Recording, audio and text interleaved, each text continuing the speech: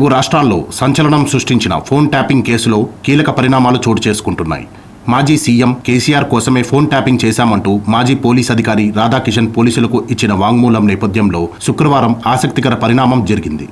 లోక్సభ ఎన్నికల సందర్భంగా phone tapping వ్యవహారంలో బీఆర్ఎస్పై అసత్య ప్రచారాలు చేస్తున్నారంటూ తెలంగాణ హైకోర్టులో బీఆర్ఎస్ పిటిషన్ దాఖలు చేసింది. ఇప్పటికే ఎలక్షన్ కమిషన్కు ఈ వ్యవహారంపై ఫిర్యాదు చేశామని, అయినప్పటికీ పట్టించుకోవడం లేదని పిటిషన్లో బీఆర్ఎస్ పేర్కొంది. ఫోన్ ట్యాపింగ్ వ్యవహారంలో బీఆర్ఎస్ నేతలపై, ప్రచారం చేస్తున్న నేతలపై చర్యలు తీసుకోవాలని పిటిషనర్ కోరారు. పలు సందర్భాల్లో బీఆర్ఎస్ నాయకులపై చేసిన ఆరోపణలను పిటిషనర్ కోర్టుకు సమర్పించారు. తమ ఫిర్యాదుపై ఎలక్షన్ కమిషన్ చర్యలు తీసుకునేలా ఆదేశించాలని కోరారు.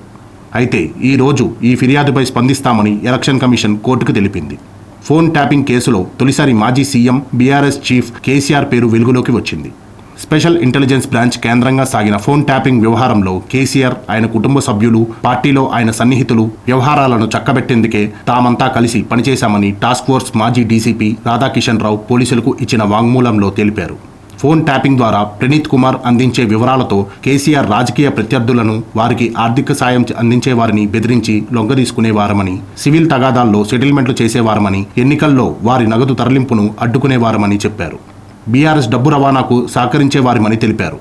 గత నెల 3 నుంచి 10వ తేదీ వరకు దర్యాప్తు అధికారులు రాధాకిషన్ను కస్టడీలోకి తీసుకుని విచారించిన విషయం తెలిసిందే. ఆ క్రమంలో గత నెల 9వ తేదీన సేకరించిన వాంగ్మూలంలో రాధాకిషన్ పలుమార్లు అప్పటి సీఎం కేసీఆర్ పేరుని ప్రస్తావించారు.